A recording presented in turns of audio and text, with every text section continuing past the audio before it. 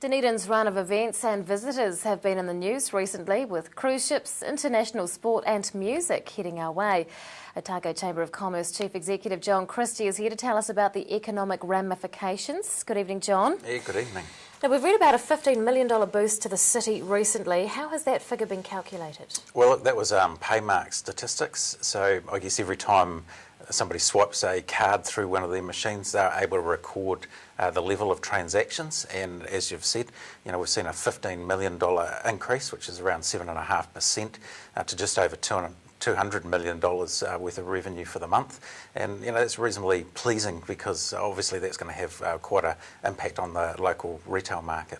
Can you give us an idea of the sort of things that are behind this boost? Yeah, look, I think it's due to a lot of events that we've seen in the last month, particularly a couple of big sporting events in the stadium. We had the Warriors there, and of course the first game for the Highlanders that was pretty well, almost a sold out crowd. Certainly a lot of activity with the students coming back into town, and with orientation week, and probably no doubt mum and dad bringing little John or little Jane back to varsity. So we know there's quite a big spend that does occur around that. Plus, of course, we've got the cruise ships still coming into town, and there is an economic impact from that as well.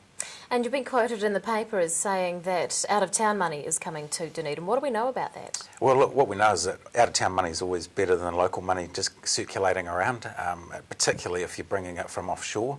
So, a dollar spent from offshore really does go a lot further in our economy, and it means that we're getting, obviously, increased retail sales in certain sectors as well. We've had quite a few visits from cruise ships. We've had some music acts and some sporting acts, as we mentioned earlier. What brings in the most money?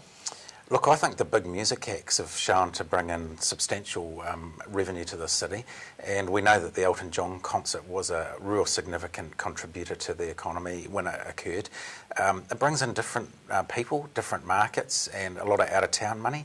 So we know anecdotally and from the reporting that was done around the economic analysis on that event that it was significant for Dunedin. Are you expecting a similar impact with Aerosmith playing next month? Yeah, look, certainly, especially if the sales are strong for that, you would expect, given that it's only being played here in Dunedin, that we will attract quite an audience from throughout the rest of New Zealand.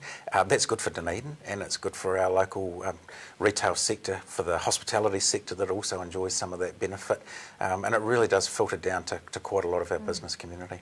If the council or private enterprise was considering backing a specific event to bring money to the city, what do you think that'd be? Oh, that's a tough question, but they all have relevance to our economy, some more than others, and I think you've just got to look at the economic impact of where that money is coming from and how it's being distributed within our economy to really make those calls. But obviously the big music concerts that we're seeing starting to come to Dunedin are beneficial, and certainly like to see council supporting that if they could.